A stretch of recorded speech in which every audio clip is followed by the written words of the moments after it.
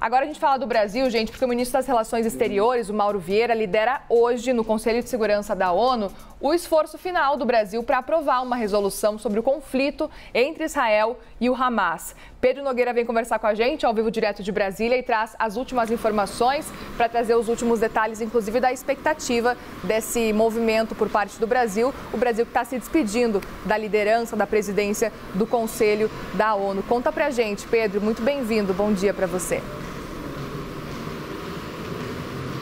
Oi, Muriel, bom dia a todos que nos acompanham aqui na CNN Brasil. Muriel, o Brasil vai liderar então hoje uma série de reuniões, é uma agenda cheia nessa segunda-feira, pela manhã e à tarde. A reunião que vai tratar dos assuntos do conflito no Oriente Médio está marcada para o fim da tarde de hoje e esse, como você disse, é um dos últimos movimentos do Brasil na liderança do Conselho de Segurança. Lembrando que essa presidência do Brasil se estendeu por todo o mês de outubro e agora no início de novembro, na quarta-feira, a China passa a presidir o Conselho de Segurança. Na tarde de ontem, o ministro das Relações Exteriores do Brasil, o embaixador Mauro Vieira, fez uma exposição ao presidente da República, o presidente Lula, deu um panorama das negociações ao presidente antes de embarcar de volta para Nova York, para passar então esses 2 últimos dias da presidência ali, diante do grupo de países que compõem o Conselho de Segurança. O Brasil tem uma expectativa realista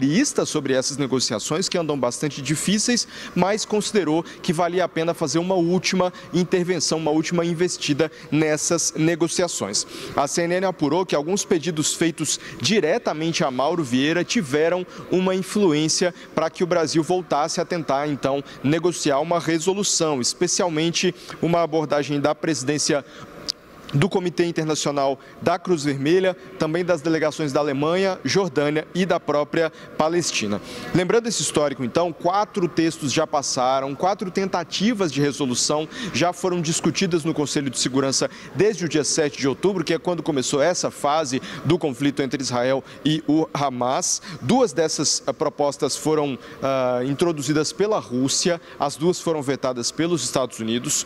Um desses textos foi trazido pelo Brasil, teve amplo apoio político, também foi vetado pelos Estados Unidos e uma delas foi apresentada pela delegação americana, vetado pela Rússia. O desafio então fica claro aqui, Muriel, que é costurar um acordo entre os membros permanentes do Conselho de Segurança, que são esses 5 países que têm poder de veto: os Estados Unidos, o Reino Unido e a França, e também a Rússia e a China. Essa é a tentativa que o Brasil vai fazer nessas últimas horas de presidência do Conselho de Segurança, em busca, então, de uma determinação ali, de uma resolução do Conselho. Lembrando que o Conselho de Segurança é o único órgão da ONU em que as resoluções são vinculativas, ou seja, em que os países têm a obrigação de seguir aquelas decisões. Muriel. Muito bem lembrado, Pedro. Obrigada pelas informações. Bom trabalho para você por aí. A gente segue em Brasília para chamar Basília Rodrigues, nossa analista de política, que vem repercutir esse cenário e essa expectativa, portanto, para esse movimento por parte do Brasil. Basília, bom dia, muito bem-vinda. Olá, Muriel, bom dia. Saudade. Há quanto tempo, né? É verdade. Basi, quero te ouvir justamente como é que tem sido vista essa movimentação, esse esforço por parte do Brasil nessas últimas semanas, principalmente para tentar passar realmente um acordo, uma resolução lá no Conselho de Segurança da ONU. Como que o Brasil tem sido visto, pelo que você tem apurado por aí? Olha, foi um mês muito agitado na presidência do Conselho de Segurança da ONU. O Brasil já era previsto mesmo que assumiria esta presidência rotativa agora, acaba amanhã, terça-feira, mas ninguém imaginava o ápice de uma guerra, ainda mais esta histórica, né? Diz respeito a um conflito histórico de Hamas versus Israel. Então, colocou o Brasil nos holofotes de todo o mundo.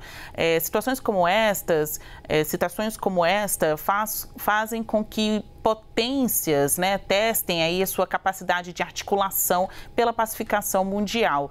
Esta capacidade foi exigida ou colocou o Brasil à prova, né? Foi algo que colocou um país que não é uma potência mundial, mas que sempre foi conhecido pela sua tradição pacifista, colocou este país sob todos os holofotes do mundo.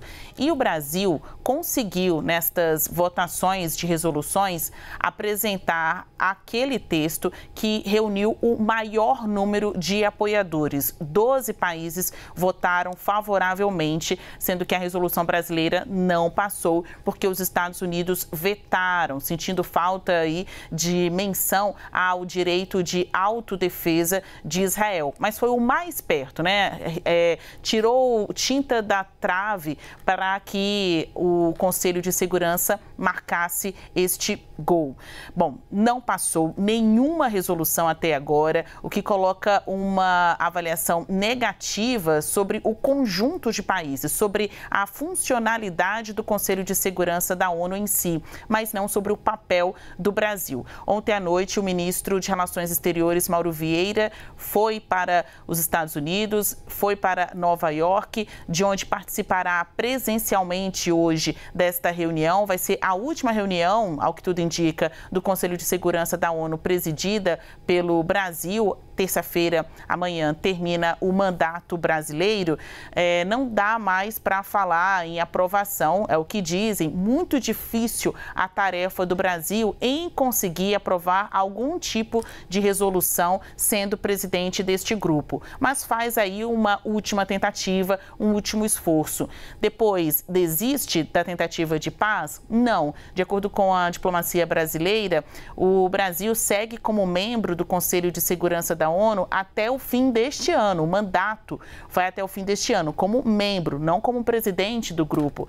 E poderá fazer novas tentativas, apresentar um novo texto. Isso tem sido costurado com outras nações. O Brasil está ainda avaliando as repercussões do seu primeiro texto, aquele que uniu 12 nações favoráveis. Depois vieram outras propostas, inclusive uma dos próprios Estados Unidos, que foi rejeitada. Vamos ver, então, se o Brasil vem com uma outra tentativa, mas, no mínimo, vai servir como um condão, como um guia da proposta que virá a ser apresentada e aprovada. Ainda que o Brasil não esteja na presidência do Conselho de Segurança da ONU, a sua missão obstinada em colocar paz entre Israel e Hamas permanece, mesmo que não seja um cessar-fogo, ou menos a diminuição das hostilidades nessa zona de conflito. Tem algumas outras informações aqui que eu gostaria de chamar a atenção, Muriel. Infelizmente, a ciência de 3 brasileiros mortos, mas um quarto brasileiro, o Michel Nizenbal, de 59 anos, ele continua desaparecido. O Brasil não confirma a existência de brasileiros na lista de reféns do grupo Hamas, né? Oficialmente a gente não tem a confirmação da existência de brasileiros entre os reféns do Hamas, mas também não tem informação do paradeiro de Michel Nizenbal, de 59 anos, que desde o início dos ataques, portanto desde o início de outubro, ele está desaparecido. Seus familiares, tanto lá em Israel quanto aqui em Brasil, já foram comunicados pela Embaixada do Brasil em Israel.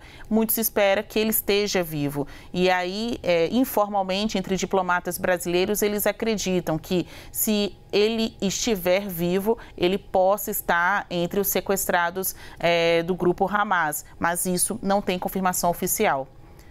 É com você, Muriel. É só uma hipótese. Muito obrigada, viu, Basília, pelas informações, pela análise que você traz para a gente. Qualquer novidade é só nos chamar que a gente continua conectados com você.